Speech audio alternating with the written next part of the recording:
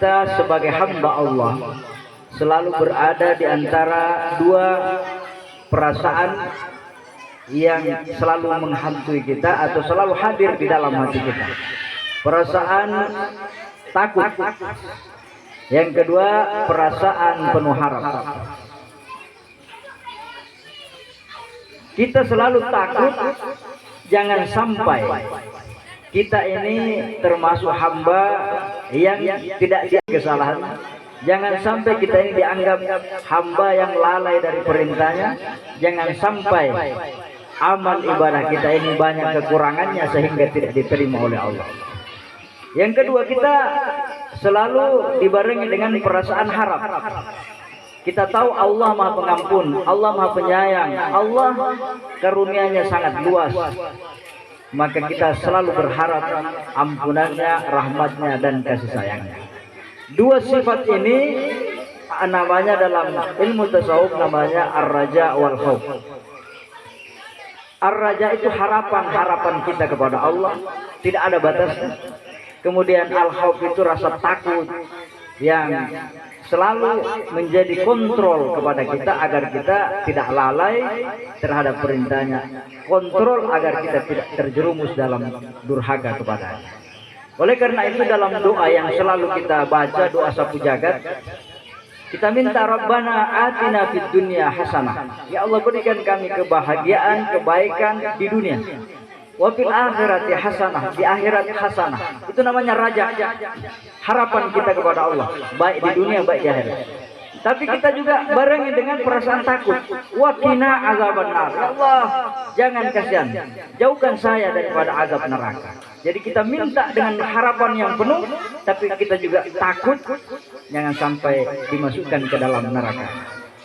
Inilah bekal seorang mukmin. Kalau dia selalu dikontrol oleh dua perasaan harapan dan rasa takut ini, maka dia menjadi stabil. Jamaah sekalian yang sama berbahagia, dalam pertemuan kita pada malam hari ini saya ingin menyampaikan apa yang disebutkan oleh Imam Ibnu Athaillah As-Sakandari dalam kitabnya Al-Hikam. Beliau mengajarkan kepada kita sebagai orang yang ingin mendekatkan diri kita kepada Allah Subhanahu wa taala dengan satu kalimat. Beliau berkata,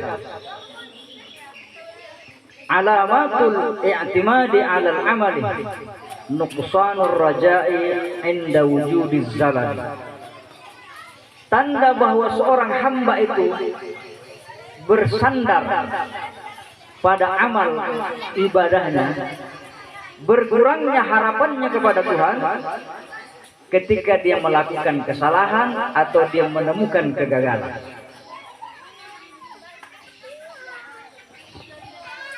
Sebelum ini saya jelaskan bahwa posisi manusia itu dalam mendekatkan dirinya kepada Allah ada tiga kelompok. Yang pertama ada namanya abid. Abid ini ahli ibadah. Yang kedua ada namanya murid, orang yang ingin dekat kepada Allah. Yang ketiga ada namanya arif billah, orang yang betul-betul kenal dengan Allah. Apa bedanya? Orang yang abid, ahli ibadah. Orang yang ahli ibadah itu dia bertumpu pada amalnya. Saya sembahyang karena saya mau masuk surga. Saya rajin berjamaah karena saya mau masuk surga. Saya bersedekah karena saya mau masuk surga. Dia jadikan amalnya sebagai pegangannya, sebagai sebagai i'timad, tumpuannya. Dia beribadah karena ingin masuk surga. Ibadahnya ini sebagai jembatannya masuk surga. Ada namanya murid. Murid ini dia sholat, dia puasa, dia zakat, dia bersedekah karena dia ingin dekat kepada Allah. Yang ketiga namanya arif billah, orang yang betul-betul mengenal Allah. Dia beribadah, mendekatkan dirinya kepada Allah karena dia menyadari saya adalah hamba yang memang harus mengakui kehambaannya dengan menghambakan dirinya kepadanya. Kenapa kau salat? Ya karena saya hamba. Kenapa kau puasa? Karena saya hamba. Hamba harus patuh dengan semua aturan yang sudah ditetapkan oleh Allah. Jadi tujuannya dia beribadah karena mengaplikasikan dirinya sebagai hamba, bukan karena tujuan surga atau karena takut neraka. Jemaah sekalian yang sama berbahagia, ada orang yang masuk surga, sebelumnya dia tidak punya amal sama sekali. Kebetulan dalam hadis itu disampaikan, dalam Riyadhus Shalihin Sahih Bukhari Muslim disebutkan, perempuan ini dia seorang pelacur. Dia lewat di sebuah padang gersang, tiba-tiba dia melihat ada anjing kehausan.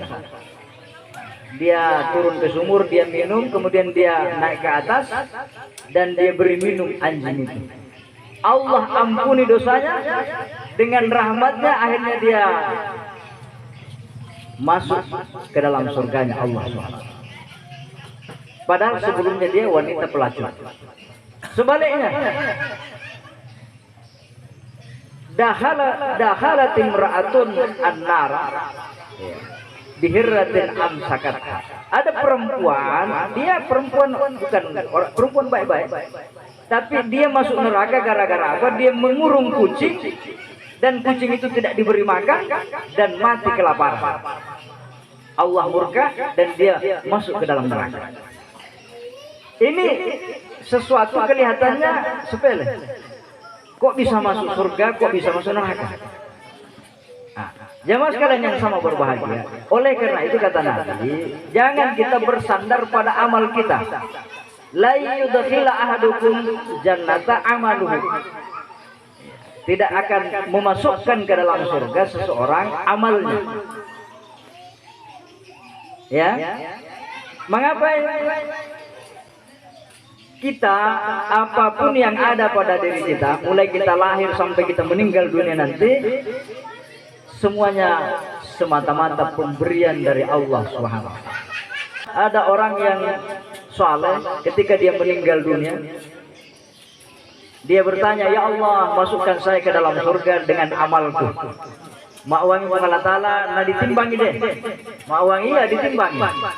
Diambillah sebiji matanya dengan ibadahnya yang dalam riwayat 40 tahun, dalam riwayat yang lain 60 tahun. Ditimbangi dia sambayan nawa 60 tahun, anak sebiji mata, nikmat mata itu nangis sebanding. Lebih mabek dia sebiji mata, baru sebiji mata, belum 2 biji mata.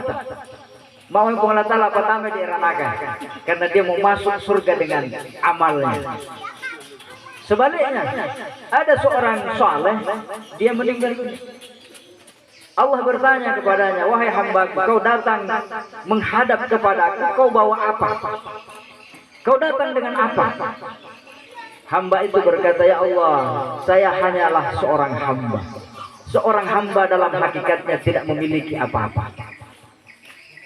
Salatku bukanlah milikku, ibadahku bukanlah milikku, karena saya hanyalah seorang hamba. Mau yang Allah Ta'ala pertama di surga. Yang ingin saya sampaikan, kalimat yang kedua yang disampaikan oleh Ibnu Athaillah As-Sakandari, ini pesan untuk kita semua, bahwa iradatukat tajridah ma'a iqamatillahi iyyaka fil asbabi minasyahwatil khafiyati wa iradatuka al asbaba ma'a iqamatillahi iyyaka fit tajridi min inhitatun min himamin aliyah. Engkau menginginkan sebab itu maksudnya bekerja, petani cari uang dengan pergi ke kebun, nelayan, pegawai kantoran, pedagang. Engkau ingin sebab dunia, padahal Allah sudah menempatkannya di tempat namanya makam tajrid. Apa itu tajrid?